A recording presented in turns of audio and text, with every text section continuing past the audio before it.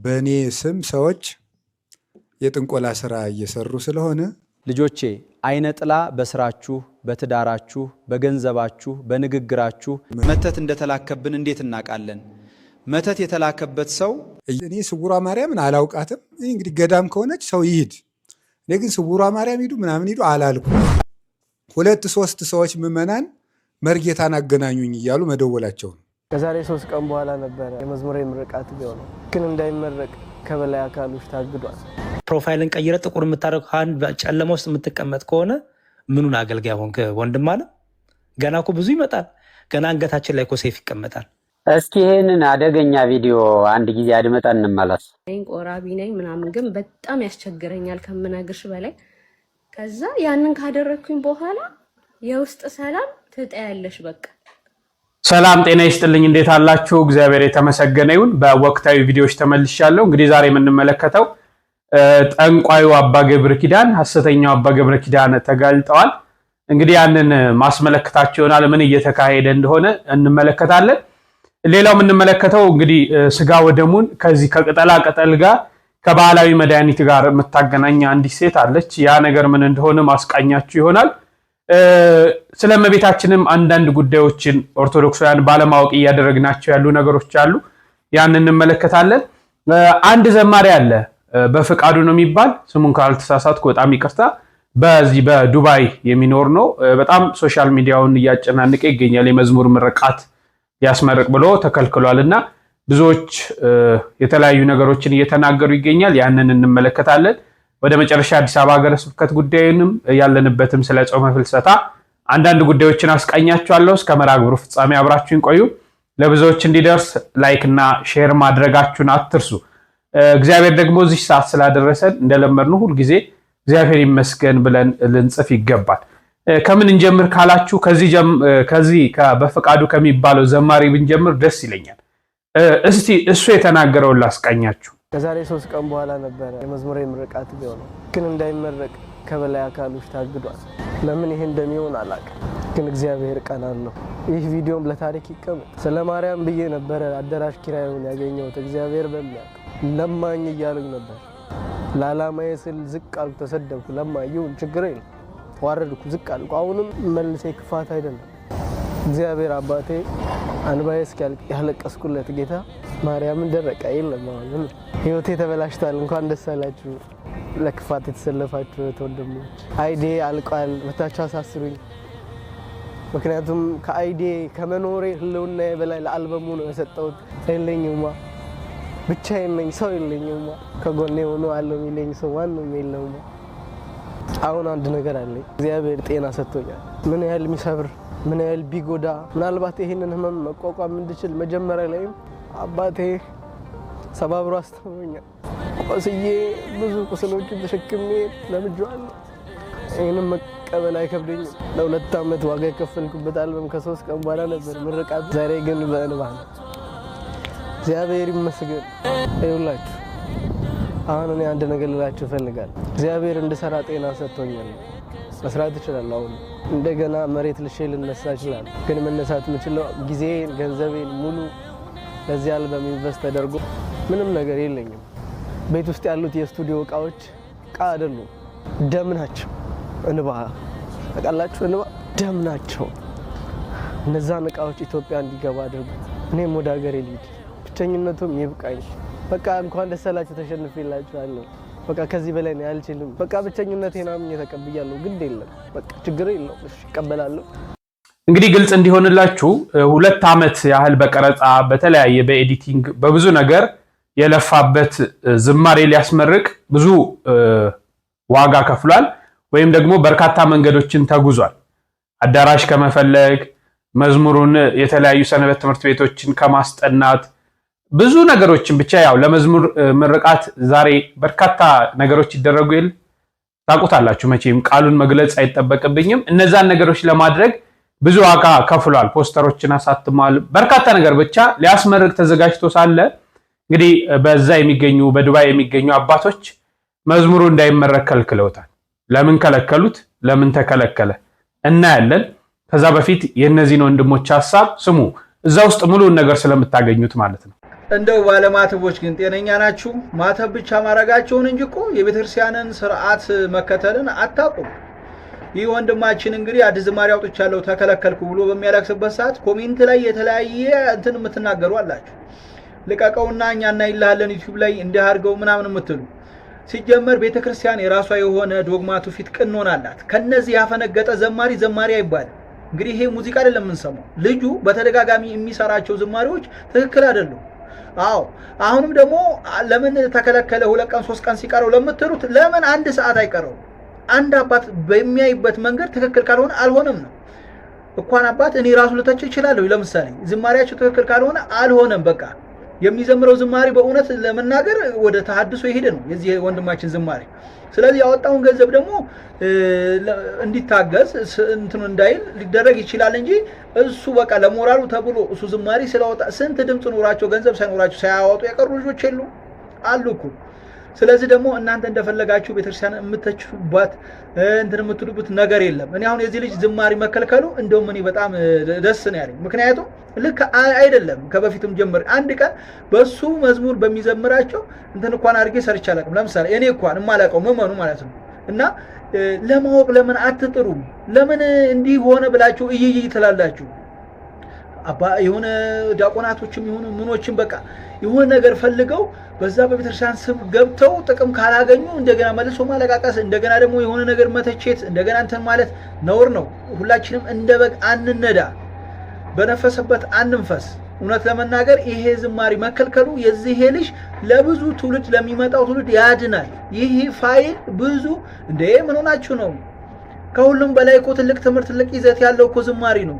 ማንም ሰው ስለ ስብከት አሁን ብዙ አይሰማም፣ ዝማሬ ግን ሊሰማ ይችላል። እና ይሄንን ነገር ዝም ብላችሁ አትነዱ ለማለት ነው። ኦርቶዶክስ ቤተክርስቲያን ቲክቶክ ላይ አይደለም ያለችው፣ ቲክቶክ ላይ አይደለም ያለችው። ወንድማችን በጣም ተሳስተሃል። በጣም ተሳስተሃል።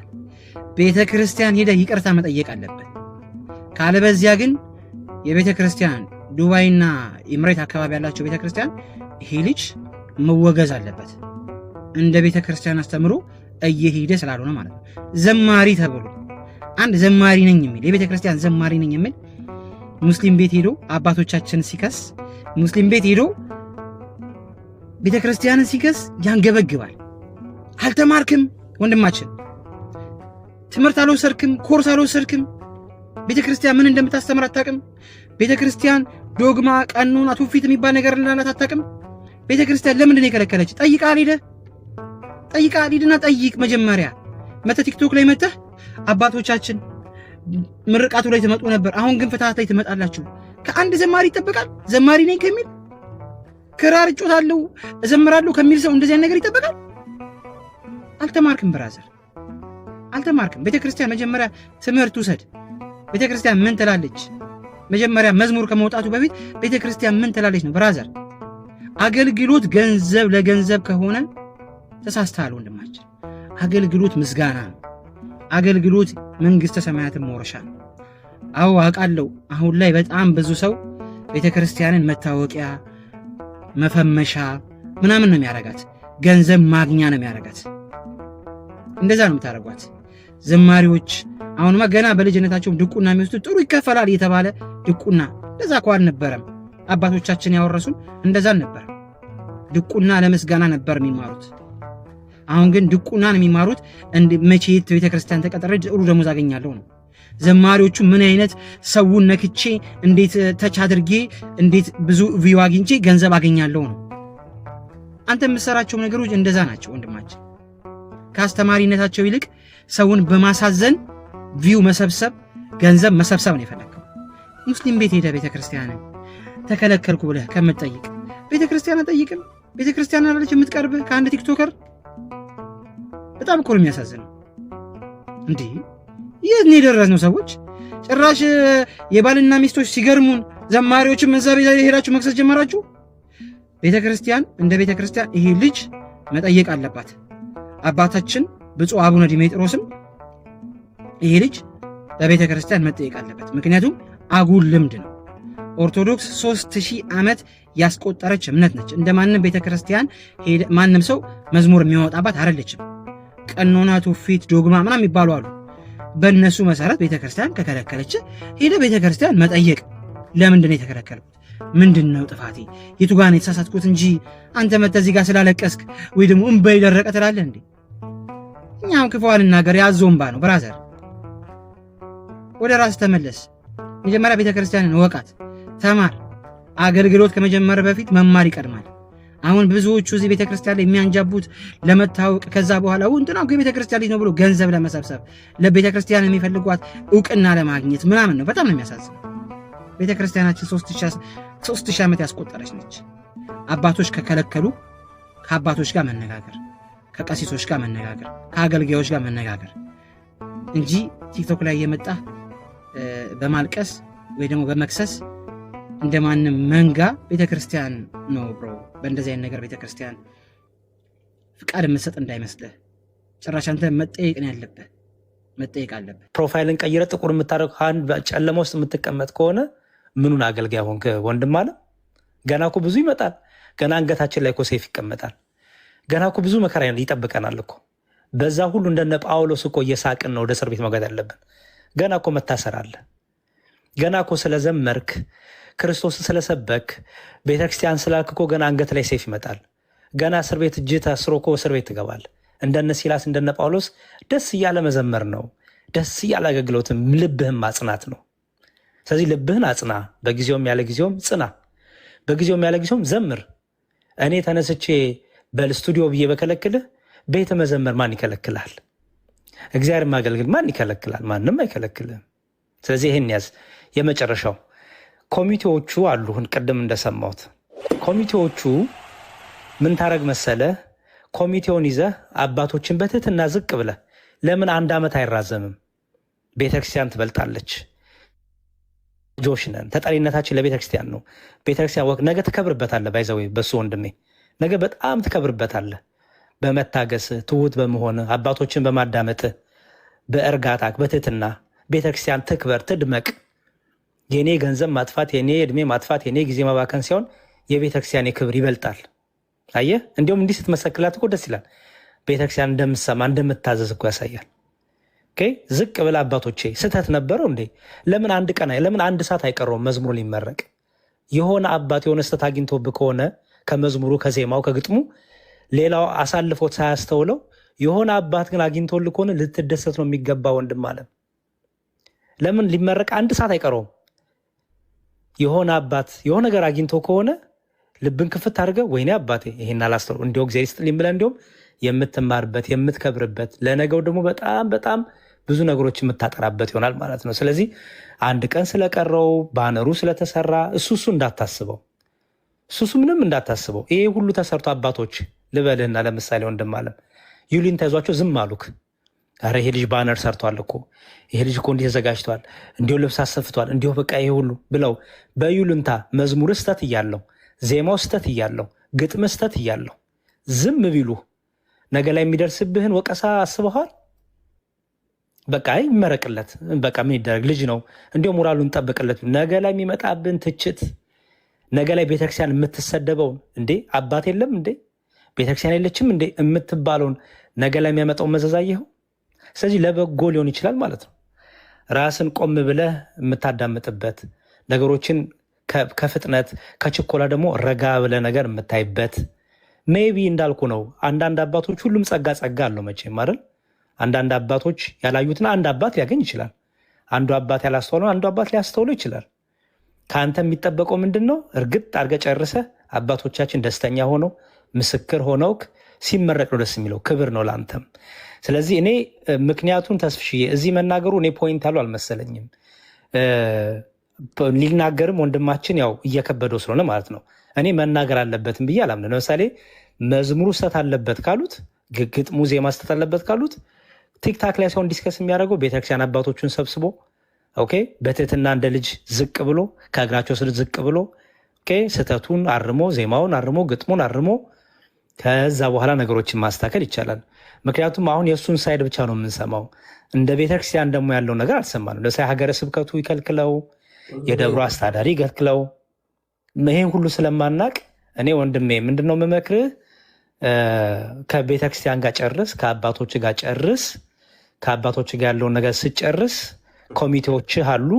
በኮሚቴዎች በኩል ምክንያቱ ምን እንደሆነ ኮሚቴዎች ከአባቶች ጋር አንተን ባለህበት ቁጭ ብለው፣ እርግጠኛ ነኝ ኮሚቴዎቹ ለዲኮር አይደለም የተጠሩት።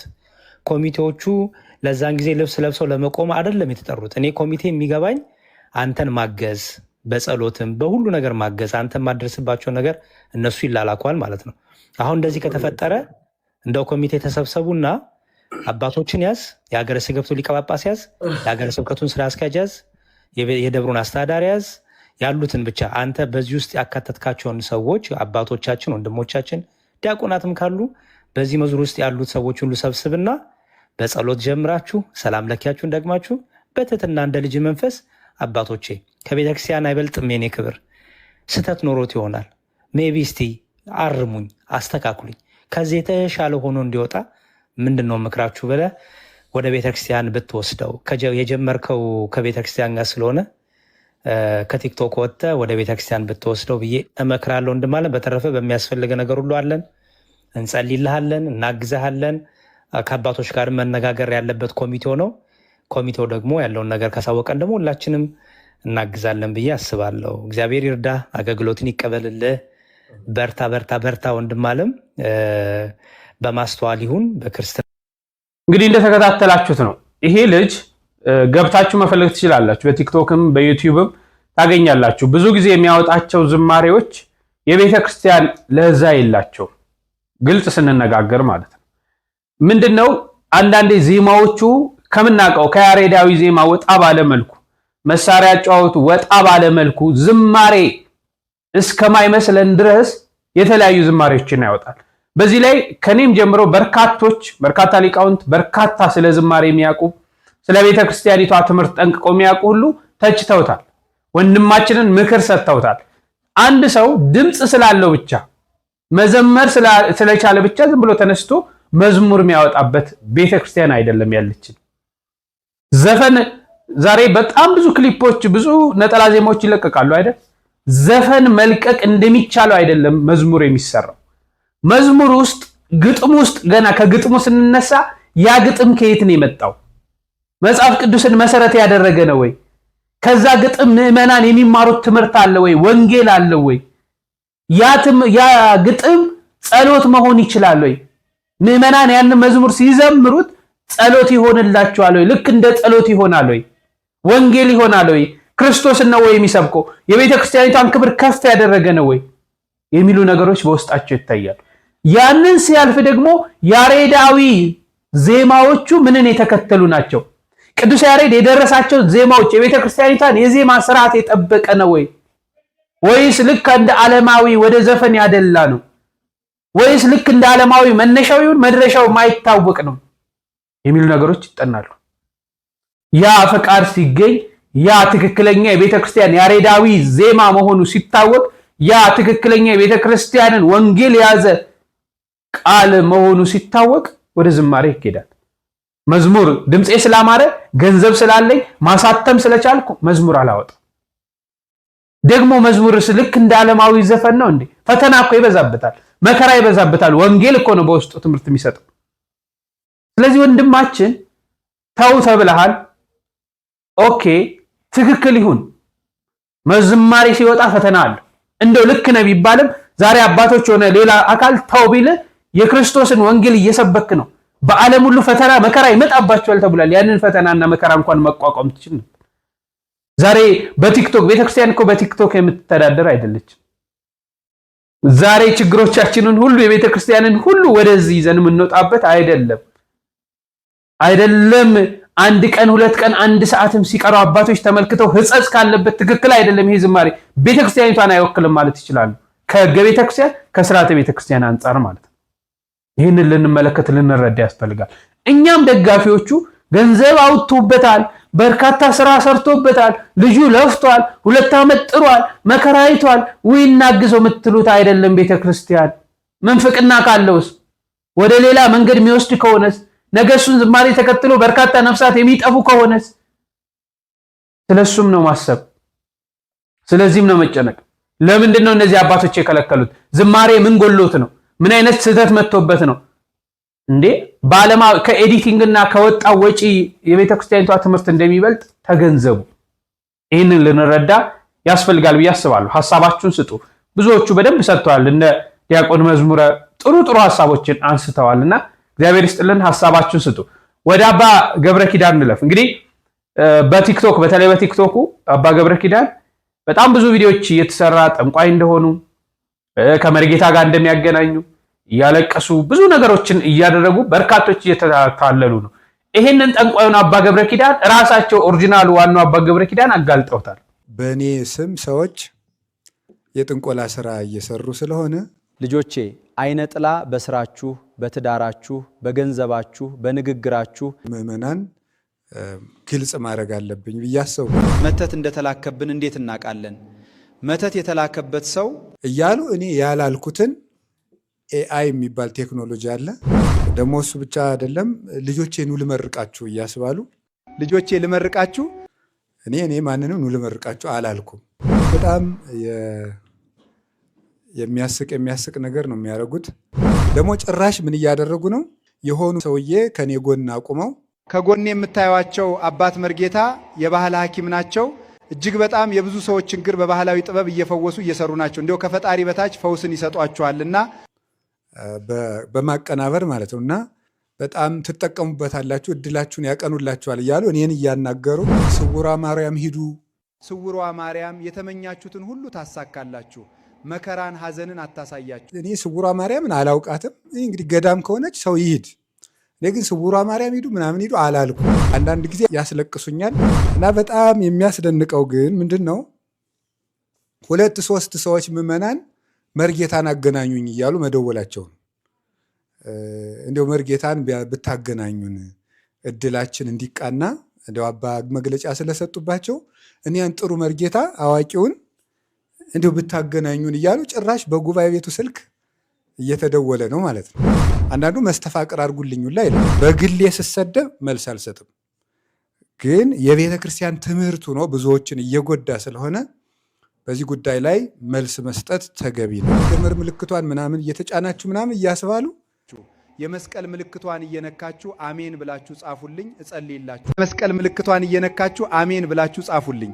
በኑሯችሁ ፈተና የበዛባችሁ፣ በትዳራችሁ ሰላም የራቃችሁ ሱሯ ማርያም ጎዶሏችሁን ትሙ አሜን በሉ ሲባል እዙ እየተከተለ አሜን በኮሜንት ማለት ነው። አሜን እንዴ ዝም ብሎ አሜን እንደዚህ ተደርጎ በእግዚአብሔር ሕዝብ ላይ አይቀለድም።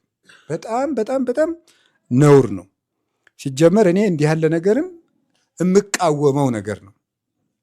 የቤተ ክርስቲያን አስተምህሮም አይደለም በእውነት ማለት ነው። የኔኑ ካባ አድርጎ የኔኑን መስቀል አስዞ፣ አንዳንድ ደግሞ ያላስኩትን መስቀልም ያስዛሉ። ያለ መቁጠሪያም ሌላ መቁጠሪያ ያስዙኛል። እንደፈልጉ ያደርጉታል። ሁሉ ነገር እድል ነው። ማግኘት እድል ነው፣ ማጣትም እድል ነው። ለመሆኑ እድል የሚባል ትምህርት መጽሐፍ ቅዱሳዊ ነው ወይ ሲባል አይደለም። እድል የሚባል ትምህርት በቤተ ክርስቲያን የለም። 4 ነጥብ። ልጆቼ አባ ገብረ ኪዳን ነኝ። ይሄ የኔ የቲክቶክ አካውንት ነው። ፋሎ እያረጋችሁ ቤተሰብ ሁኑ። እኔ በግሌ አባ ገብረ ኪዳን የሚባል ዩቲዩብ የለኝም።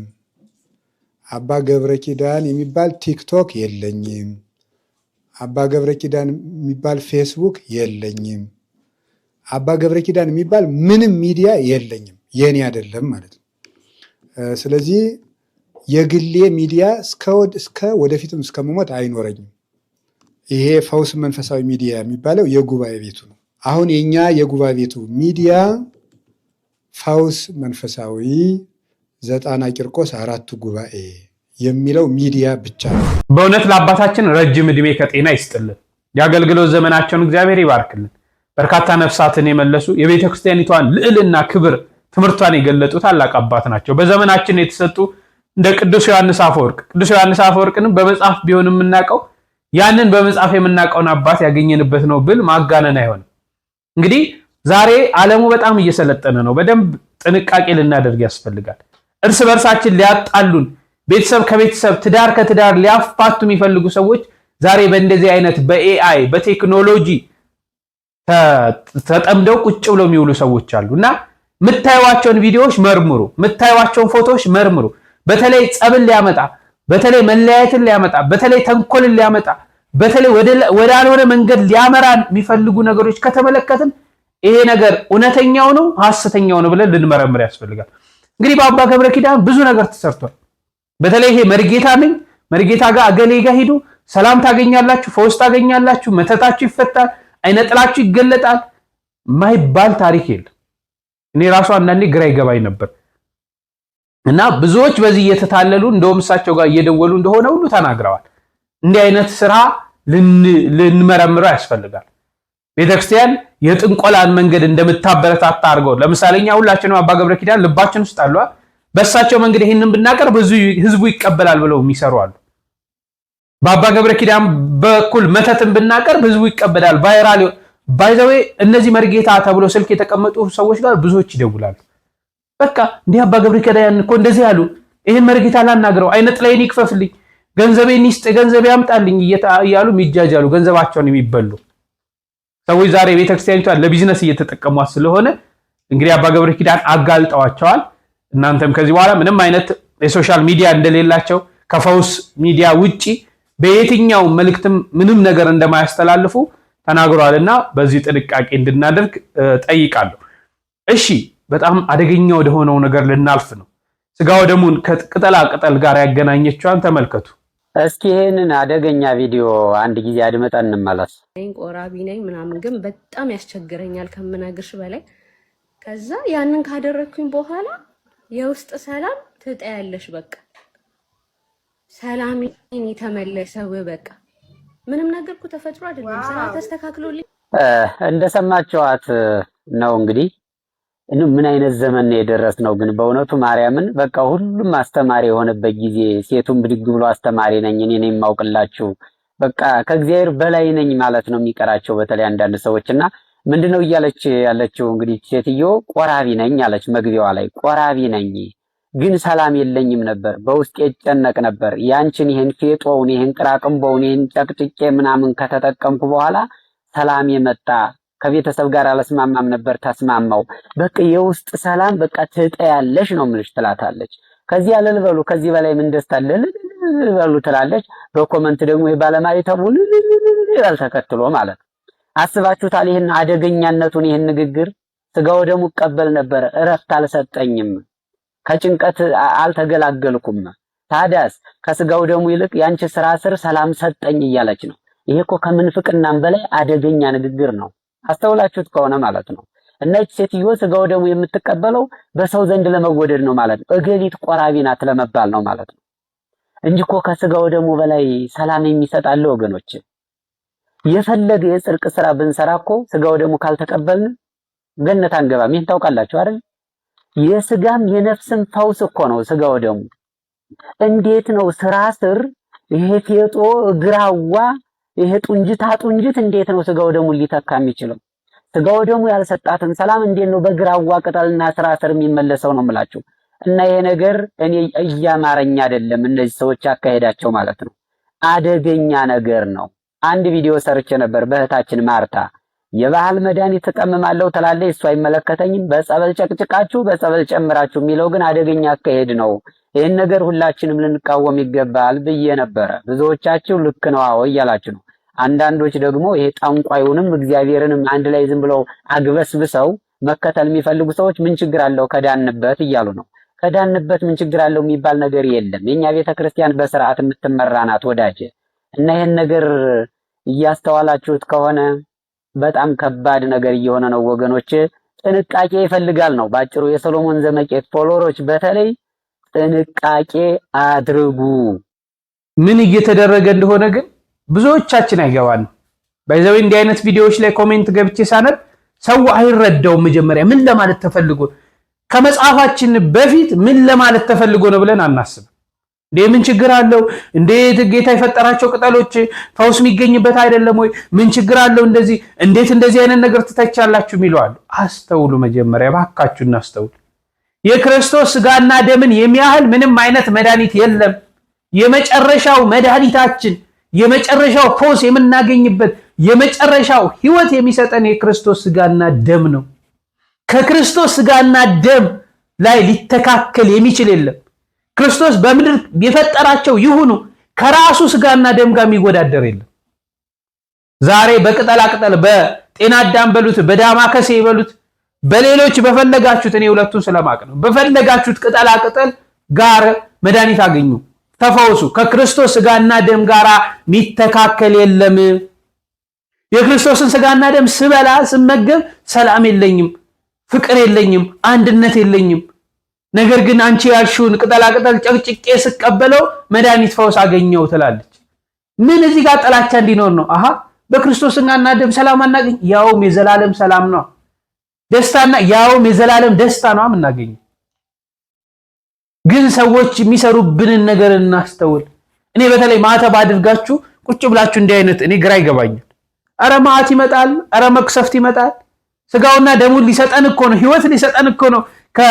ከዙፋኑ ወርዶ ያ ሁሉ ስቃይ የተሰቃየው አምላካችን በሱ ስጋና ደም ነው እኮ ከጨለማ ወደ ብርሃን የመጣ ነው። በሱ ስጋና ደም እኮ ነው ከዛ ከሲኦል ዓለም ወደ ገነት የመጣ ነው። ምንና ምን ነው ከምድር ምንና ምን ነው የምናወዳድረው? ከስጋዊ ሰላም በላይ እኮ የነፍስ የዘላለም ሰላም ደስታ ነው የሚሰጠው። ዛሬ ከቅጠላ ቅጠል ጋር የክርስቶስን ስጋና ደም በቅጠላ ቅጠል ሰላም አገኘው፣ የቤቴ ሰላም ተመለሰ እልል በሉልኝ። ስጋውና ደሙን ስቀበል ሰላም አጣው። አደገኛ ነው። ተቆጠቡ፣ እናስተውል፣ ነገሮች እናስተውል። ብዙ ስራዎች እየተሰሩብን ነው። ከዚህ ከዘላለም ህይወት እንድንርቅ ብዙ ስራዎች እየተሰሩብን ነውና ልናስተውል ያስፈልጋል ብዬ አስባለሁ። እንደው ከዚሁ ጋራ ይሄንን ነገር እንመልከት። በዘመናችን አደገኛው አካሄድና ተሐድሷዊ እንቅስቃሴ በቤተ ክርስቲያናችን ላይ እዚህ የምትመለከቱት ስዕል የእመቤታችን የቅድስት ድንግል ማርያም ነው። ከላይ ምን ተብሎ ተጽፎበታል? ለስዕልሽ እንሰግዳለን፣ ቤትሽንም እንሰራለን። ከታችም ጽሑፍ አለ፣ አንብቡት። ስውሯ ማርያም ተብሎ ይጻፍበታል። ሰሚነሽ ኪዳነ ምሕረት ተብሎ ይጻፍበታል። የቦታዎች ስም እንዳለ የእመቤታችን ስዕል አጥለቅልቆታል። አባቶቻችን ያቆዩን እኛ የምናውቀው በቤተ ክርስቲያን ውስጥም እያየነው ያደግነው እሳ ከስዕሏ ላይ ምን ተብሎ ነው የሚጻፈው? ምስለ ፍቁር ወልዳ ብቻ ከተወደደው ልጇ ጋር ተብሎ ነው የሚጻፈው።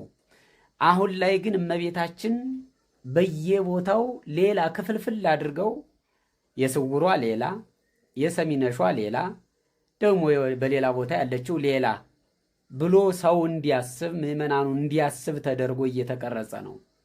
የስዕሎቻችን ጉዳይ ተውት፣ ከተበላሸው ቆይቷል። ተው የሚልም ጠፍቷል። አንድ ሰዓሊ የመሰለውን ስሎ ብቻ ውበት ይኑረው እንጂ ካቀረበ መቀበል ሆኗል። ግድግዳ ላይ መለጠፍ ሆኗል ነገሩና ይህ ነገር እንዴት እያያችሁት ነው ወገኖች? አሳስቧችሁ አያውቅም? ስዕላት ላይ የኛን ሐሳብ መጻፍ አያሳስብም? አያስደነግጥም? ኧረ ተው በወላዲተ አምላክ ተው። የአባቶቻችን መንገድና ክብር ተሐድሶ ማለት እኮ ይሄ ነው። ምንም ሌላ ጭማሪ የለውም እኮ። ተሐድሶዎችም እኮ በቃ እንቅስቃሴያቸው ይሄ ነው። ድንግል ማርያም አታስፈልግም ነው አይደለ? እኛም እኮ ምስለ ፍቁር ወልዳ የሚለው ያ ጽሑፍ አያስፈልግም። ለእንጀራችን ማጣፈጫ ይሆን ዘንድ ለሸቅላችን ለንግዳችን ያጣፍጥልን ዘንድ የቦታ ስም እንጥቀስ። ተሐድሷዊ መንገድ ይሄ እኮ ነው። እኔ ያሳስበኛል። ያው ስትናገር እንደዚህ የሚከፋቸው እኮ አሉ። ይህን ስዕል ፕሪንት እያደረጉ የሚያወጡ ሰዎች አይታችሁ ከሆነ እኮ ስውሯ ማርያም የሚሸጠው ስዕል ሌላ ነው፣ ከለሩም ይዘቱም። አዎ ሰሚነሽ ኪዳነ ምሕረት እያንዳንዳቸው ገዳማት የራሳቸው ስዕል ፈጥረዋል። እንደውም አንድ ሰው ሰባኪ ነው በአውደ ምሕረት ሲናገር የሰማሁት ይህንን ስዕል ከዚህ ገዳም ውጭ ሌሎች እያሳተሙ የሚሸጡ አሉ፣ ነውር ነው እያለ ነበር ማለት ነው። ተመልከቱት እንግዲህ ስዕል የየቦታ ፈቃድ ሊወጣለት ነው ማለት ነው። አሳታሚው በተለያየ ቁጥር እመቤታችንም እየለያዩ ታሪክ ሊሰጧት ነው ማለት ነው። አረ በወላዲተ አምላክ ተው። አረ ትንሽ እንደው የገንዘብ ስግብግብነታችን በልክ ይሁን። እግዚኦ ሲሞናዊ መንገድ እኮ ከዚህ በላይ የለም። ሲሞንም እኮ መንፈስ ቅዱስን በገንዘብ ልግዛችሁ ነው ያላቸው ሐዋርያትን። እኛም እኮ በቃ ቅዱሳንን ቸበቸብናቸው በገንዘብ። ይቅር ይበላችሁ፣ ይቅር ይበለን ሁላችንም። ባይዘዌ እኔ ይሄ ነገር በጣም ብዙ ጊዜ ነው የሚያሳስበኝ። አሁን የእመቤታችንን ምስል አይታችሁ ከሆነ ምስለ ፍቁር ወልዳ የሚል ጽሑፍ ነው ያለበት። ከተወዳጅ ልጇ ጋር የሚል ጽሑፍ ነው በቤተክርስቲያን በተለያየ ቦታ ያለው። ዛሬ ግን ስውሯ ማርያም ይላል፣ ኩክየለሽ ማርያም ይላል፣ ጻድቃኔ ማርያም ይላል፣ የምናምኗ ማርያም ይላል። እመቤታችንን ለማብዛት ይሁን ምን ለማድረግ እንደሆነ አላውቅም። በሰሚነሽም የምትገኘው በኩክየለሽም የምትገኘው በየትኛውም ቦታ የምትገኘው እመቤታችን አንዲት ናት። ለምን አባቶቻችን ያወረሱን ምስለ ፍቅር ወልዳ ከተወደደ ልጇ ጋር የሚል ጽሑፍ ብቻ ሄደው የራሳችንን ታፔላዎች የራሳችንን ነገሮች እየለጠፍን ነገ እኔ ወደፊቱ ነው የሚያሳስበኝ። ባይዘዌ ይሄ ከ20 ከ30 ዓመት ከ40 ዓመት በኋላ የሚመጣው ትውልድ ያሳስበኛል። የአባቶቹን ስርዓት አያውቅም።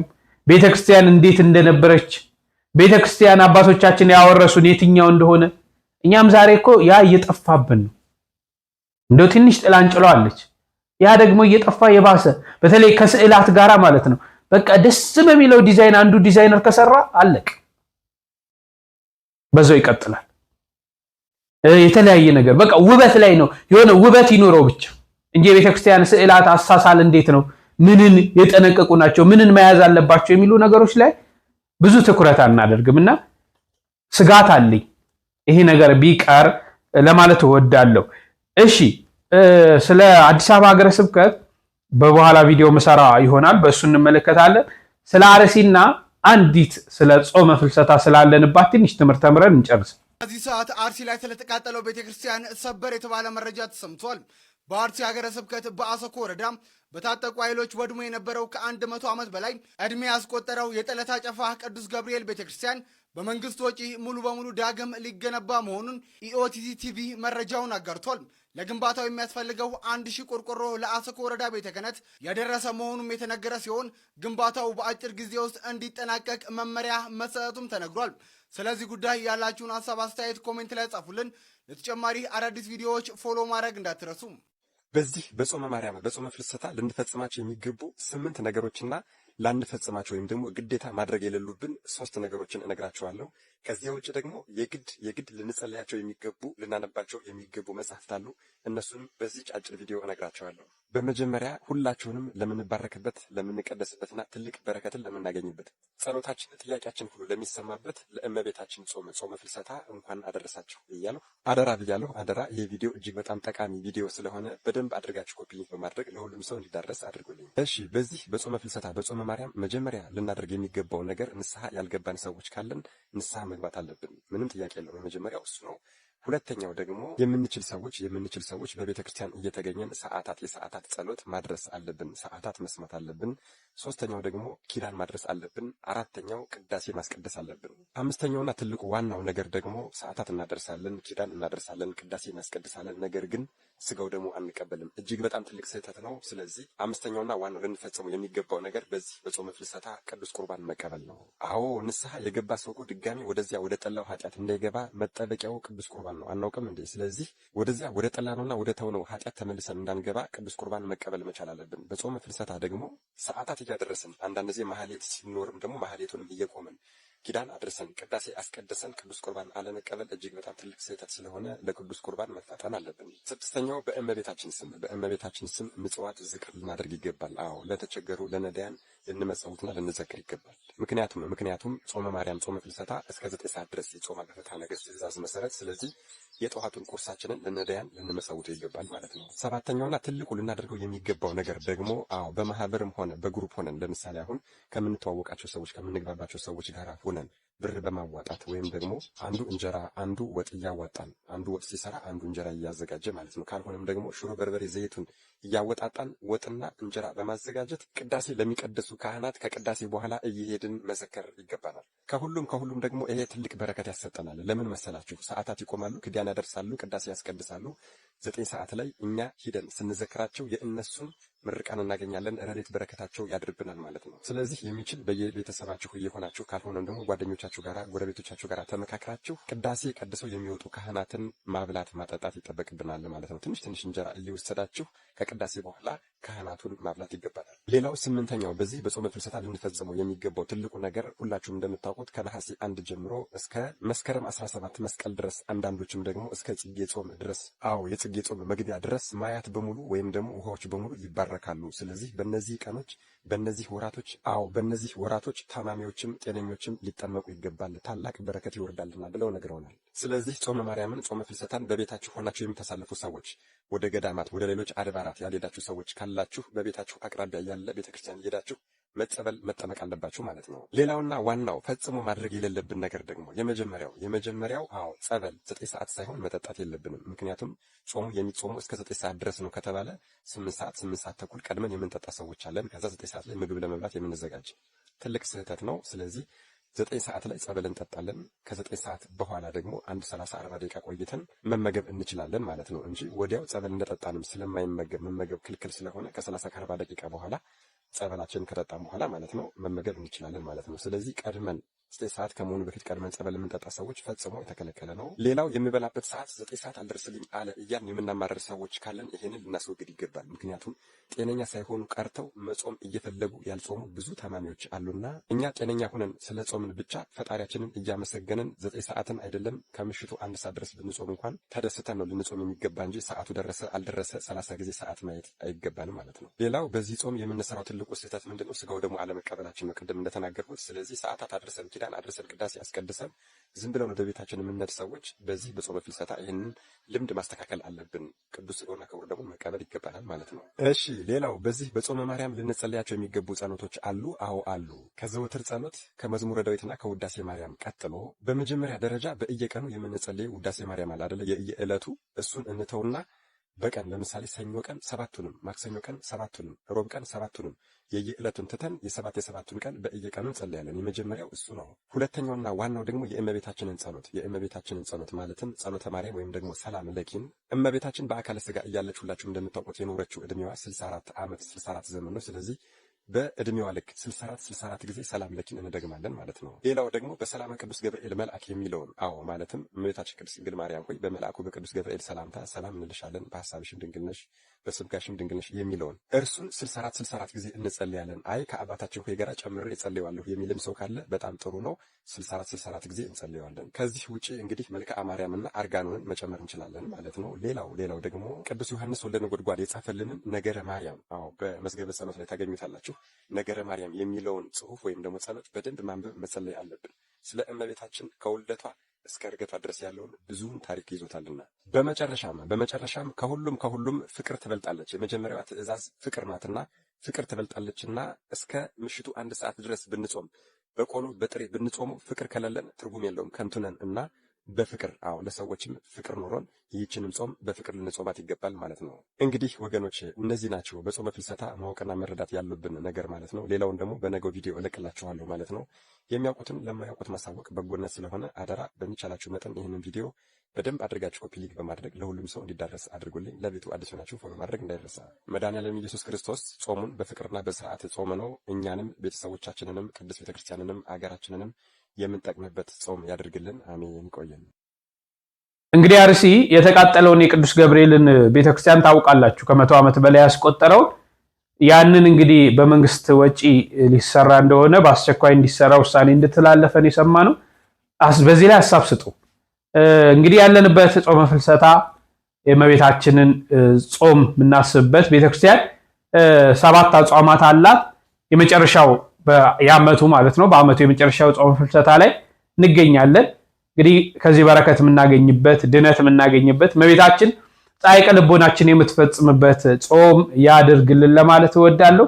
ሁላችንም በዚህ ሰዓት ስጋዊ ፍላጎታችንን ገታ አድርገን ለነፍሳችን ታዛዥ ሆነን ከክርስቶስ ጋር የምንገናኝበት የምንጠቀምበት ከኃጢአት በስተቀር የልቦናችን መሻት የሚፈጸምበት ጾም እንዲሆን የአምላካችን ፈቃድ ይሁን። እኛ ከበረታን፣ እኛ ከጠነከርን፣ በሕጉና በስርዓቱ ከተጓዝን፣ ልባችንን ለክርስቶስ ካስገዛ ነው ሁሉም ነገር ይፈጸምልናልና በዚህ መንገድ እንድንጓዝ አምላካችን ይፍቀድልን። በበኋላው መርሐ ግብር እንገናኛለን። እስከዛው ቸር ቆዩልኝ።